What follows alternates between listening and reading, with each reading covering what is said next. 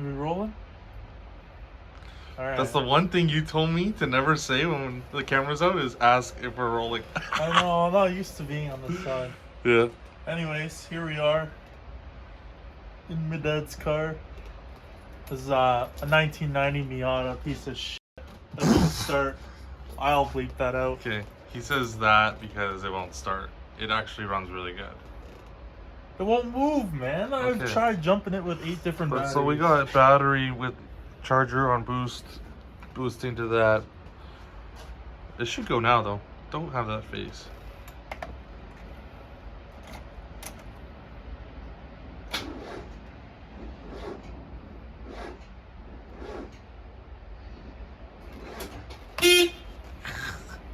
Okay, we'll cut to the clip where we got this thing started.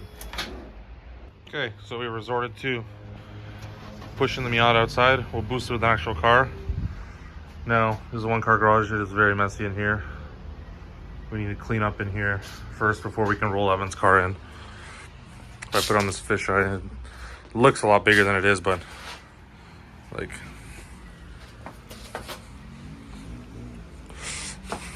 we have weird measurements on this channel. We didn't really film much cleaning it up. It sucks. It sucked. We got this thing going. It is toasty warm in here. So we're just trying to get it warm so it melts all this snow off. Evan's angry. It's inside now. I'm feeling better. For one car garage, we made it pretty alright. Toolbox here, there.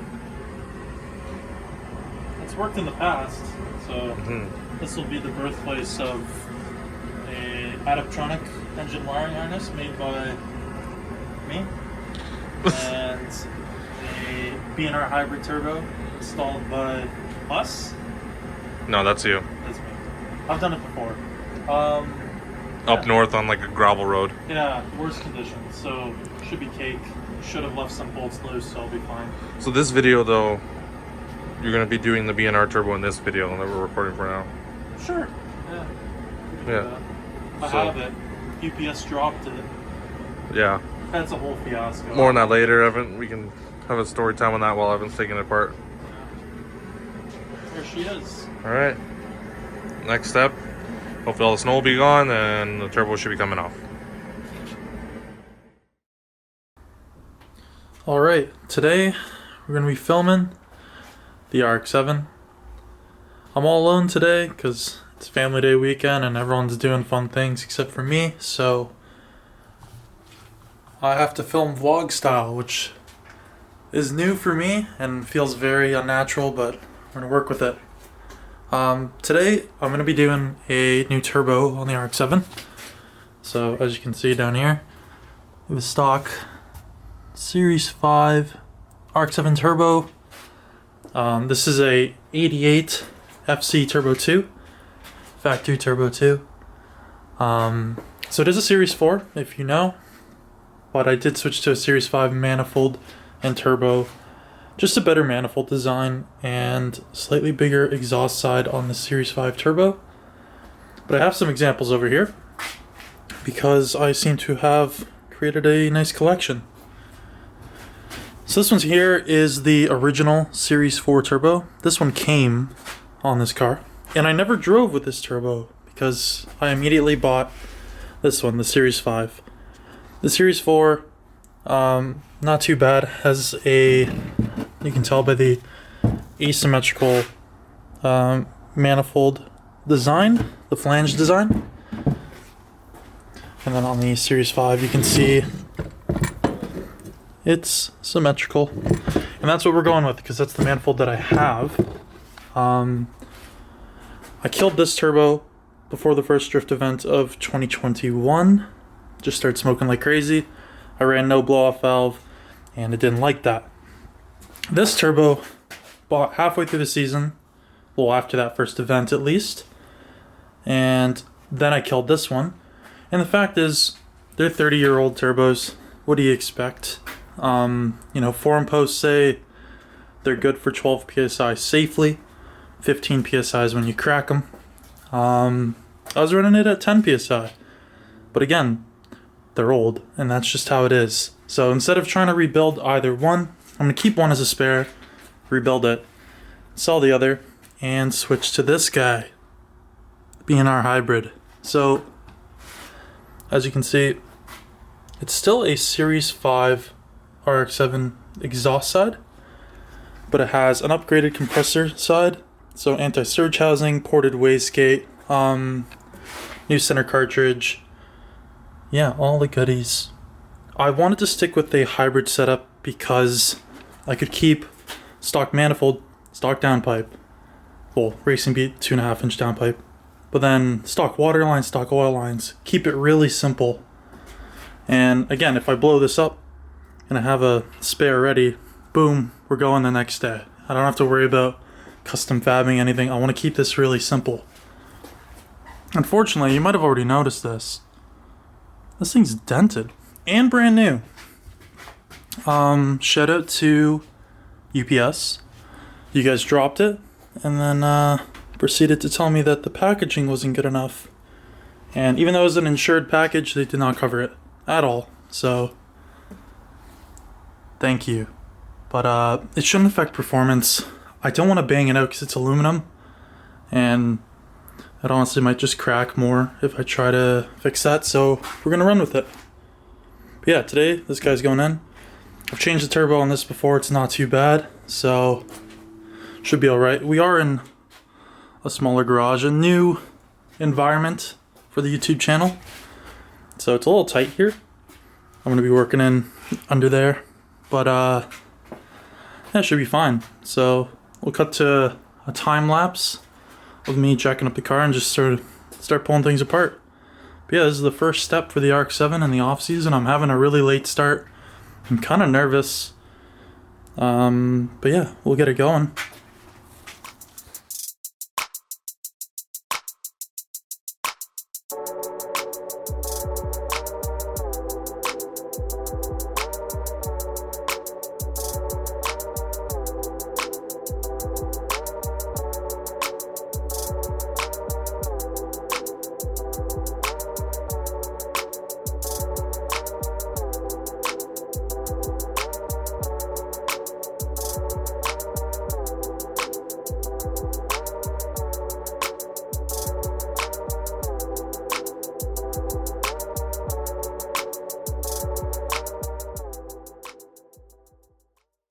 Okay, things have been going pretty good.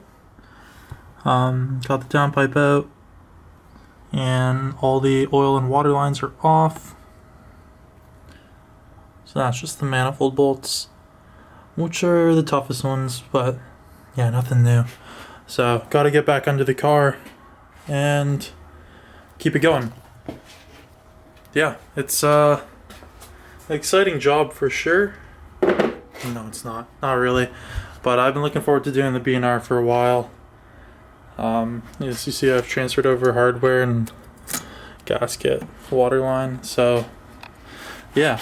The goal with this guy, it's got a 10-pound spring in it. So, that's the smallest spring that BNR will fit it with. But it should be capable of 300 wheel horsepower on pump gas, which is all I've ever wanted out of this car. Anymore, and you're asking a lot of the drivetrain. People will tell you Turbo 2s are tough, but man, the transmissions are not good. I mean, they're strong, but they just feel like crap. And I don't want to keep throwing more power at it. So I think 300 and should be able to rip all day. And yeah, it's the first stepping stone to making that power. Right now, I'm sure you saw the dyno video, I made 216 wheel, which I was thrilled about. Pretty good torque too, considering, I mean, it is stock port, so it all sort of made sense. But yeah, 300 wheel is the goal. My injectors just came in, ID 1050Xs, both primary and secondaries. And I have an Adaptronic ECU on the way with the wiring harness because there's just wires and plugs that go to nothing. Any FC owner will know you delete a lot of stuff, like rat's nest delete, emissions delete. You end up with so many empty plugs going to nothing, so many caps for things. Like, it's such a mess, and it's all old wiring. So I'm quite excited to ditch the old wiring harness and make a new one. I think it'll be quite a therapeutic process, actually, as long as things go smoothly. And also ditching the coil packs, going to LS coils, so that's pretty exciting. But yeah, I should get back to work. It's getting a little chilly in here, but I think just for today I want to get this turbo off. And I already know I have to buy some more coolant, so I know I'm not going to finish tonight, but pretty close to where I want to be. So far things are going good. Let's hope they continue that way. Well, the turbo's out, sorta. There it is. I found that it was easier to remove the turbo with the manifold until this point. It's just hard to get it out of there. So I gotta finagle it. But for the most part, it wasn't too bad getting the manifold bolts off. Just double wrench method. You know how it is. Works like a charm. But yeah. I will check in as soon as I get this guy out. I've done this before, so like, it's possible. But yeah, we'll see how it goes.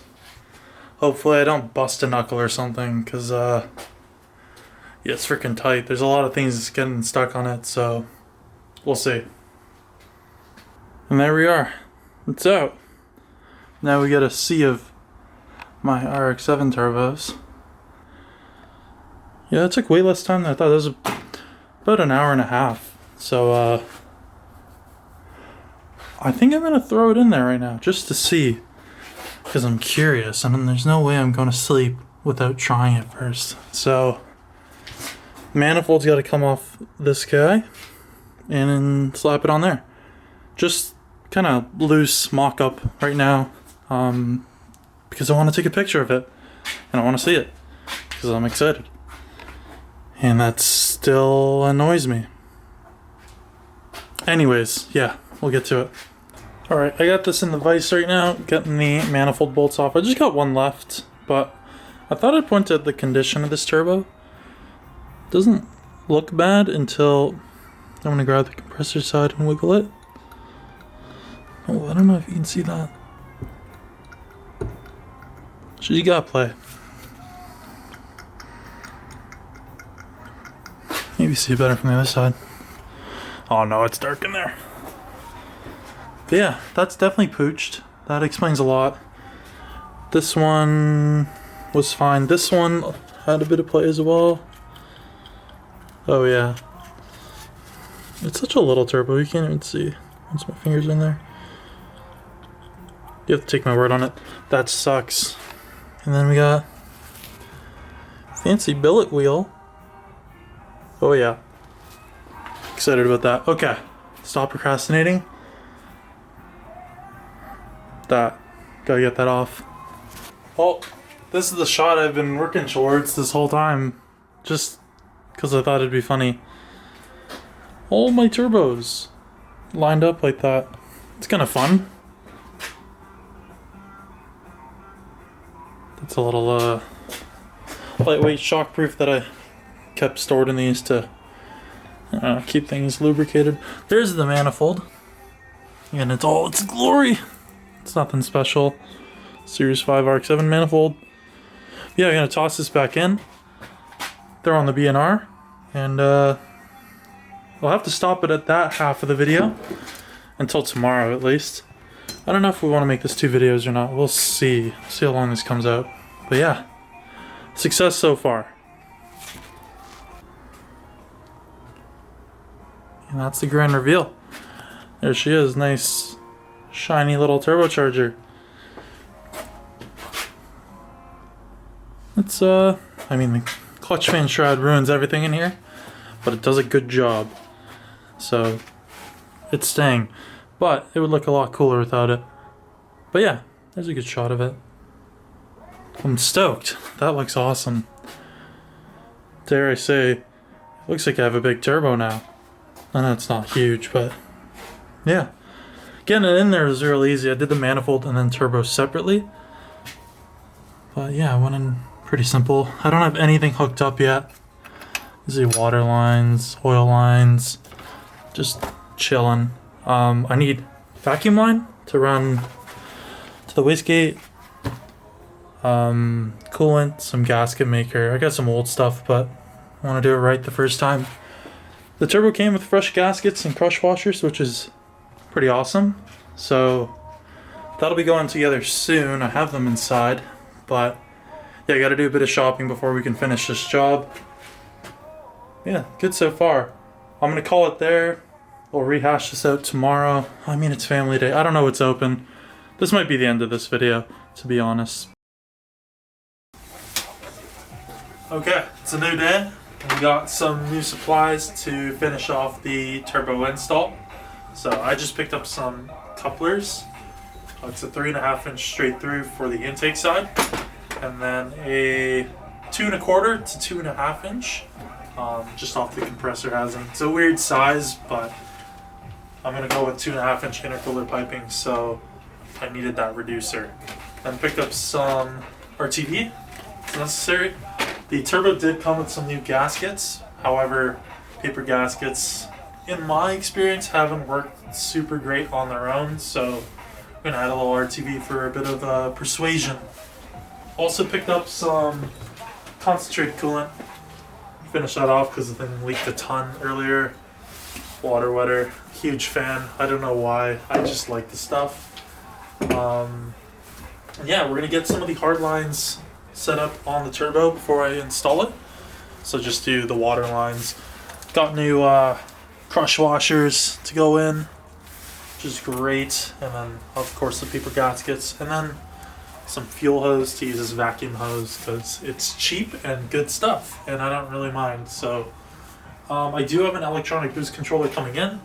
However, it's not here. It's back ordered like everything is right now. So just gonna run it straight from the compressor housing to the wastegate, and then I have enough excess here that when the boost controller does show up, I will route it again. But this is just for startup. The goal is to start it today.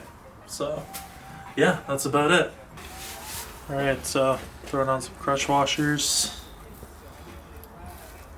It's nice when a kit comes with all the hardware. Which makes a huge difference. We'll just time and install.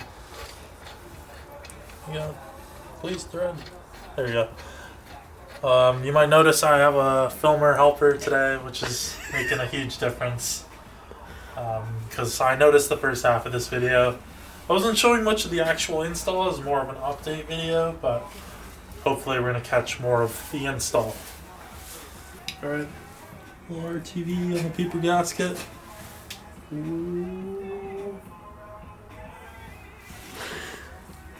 Not too much. Just gonna spread it out with my finger. Gotta let the paper gasket do its job too. And just gotta get your hands dirty to do a good job sometimes. Don't judge me in the comment section. This has worked in the past. Try to make sure you don't have too much excess by the inside. Get another finger dirty. Alright, and repeat on the other side, and this is going to be the turbo drain. Funny enough, I don't remember which way this goes. I think this works either way. No, it does not. Wait. It does. Funny enough, the turbo drain doesn't want to fit that nice. You can just see the shape of that and the shape of this. This just has a bit more of a wider round edge, and that is a bit tighter. So the only way this is going to fit is if I clearance this a bit, which is fine. As you can see, the pipe's not that thick, so I can get away with cutting a bit. Won't affect anything. And as a matter of fact, you can see on the gasket where I have it Sharpied green, that's the excess. That's not a mating surface right now. So I'm going to go ahead and chop that down with an angle grinder. Not too sure what the deal is there. I know it is a bigger compressor housing on the BNR hybrid, so maybe it has something to do with that. I thought maybe something like that would have been mentioned. But yeah, we're going to go ahead and clearance this. Maybe it has something to do with Series 5 turbos, and this is a Series 4. So this might be a Series 4 oil drain. I don't know. So we're gonna make this work. No problem. So yeah, we'll cut to that right now. Just gonna shave off this green bit here.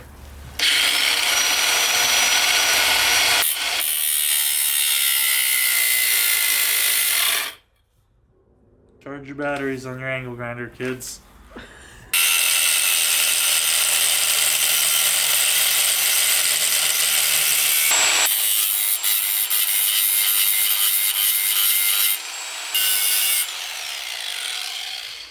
Mint. She lines up pretty good. So, as you can see, is it focused? No, oh, there you go. Nice and clearance there. So, that's all we needed it for it to fit around the compressor housing. So, yeah, that was the first hardline I went to fit up, and it didn't go well. So, things are gonna turn around now, guys. Don't worry. Alright, so some time has passed, but we got the turbo in. I'm gonna bring it down here. So it's mounted to the manifold now. Everything's tight. Downpipe's hooked up. Water lines, oil lines. I got 2 couplers just sitting on there. I still got to build off an intake pipe for it. It's 3.5 inch. It's quite big, and I don't have a lot of room. So that'll be the last thing I do. First is sorting out my front mount intercooler piping. So, I mean, this is all new for this car because it was previously a stock top mount intercooler. So I have some janky kit that I bought that's missing some pieces. So I was sort of running through that earlier, but yeah, now it's just a matter of starting it up and seeing how it goes right now. But yeah, don't mind the lack of intercooler piping or couplers. It's a temporary thing, but yeah, let's get her going. I'm excited. Alrighty, this is gonna be the first startup with the BNR hybrid. It's cold out. It's probably like -3 or 4, and I've never had a cold start tune-up in this car, so it doesn't like cold starts in the first place. So bear with me as this goes on. But yeah, I'm gonna try starting it and let's see how this goes. Haven't touched the tuner or anything, but it's just a turbo, not getting into boost, so it should be fine. Alrighty.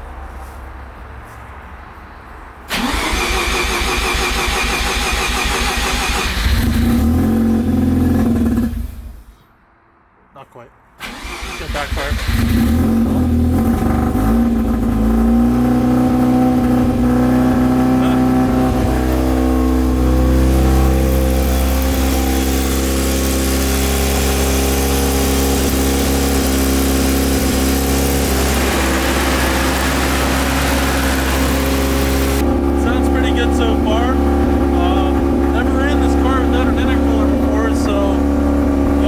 Behave worse, but it seems okay.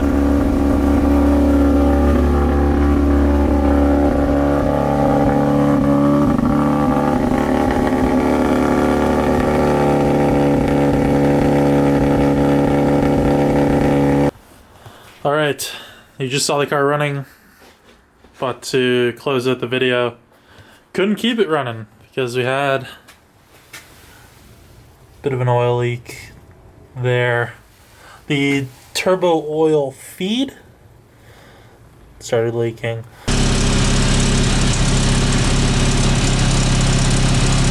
Weirdly enough, not at the fitting, but here, just along the line. Just, it's old metal, right? That's an original piece. I think it fatigued. As I was installing it, I was kind of wiggling it back and forth.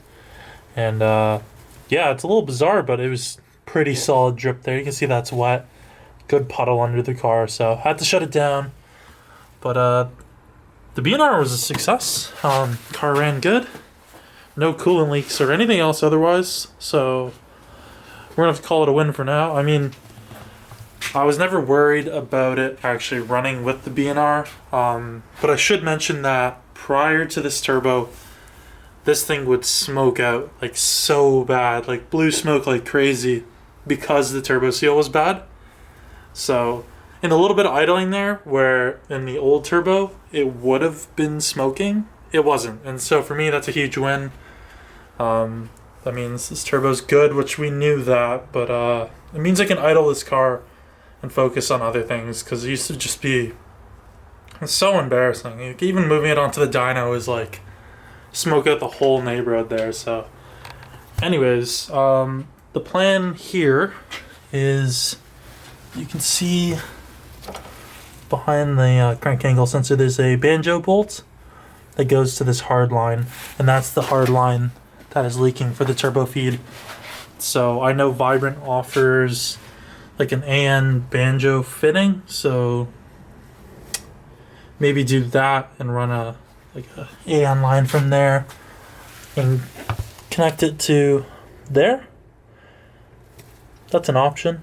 I don't know. Maybe even take the feed bracket there, the 2-bolt flange there, chop it off, and weld on some AN bung as well. Got a couple ways to go about it. Or I could just be cheap and find a secondhand Turbo 2 oil feed line. But I mean, the same thing's gonna happen again, so you can only play with old parts so much. That's kind of the story of this video.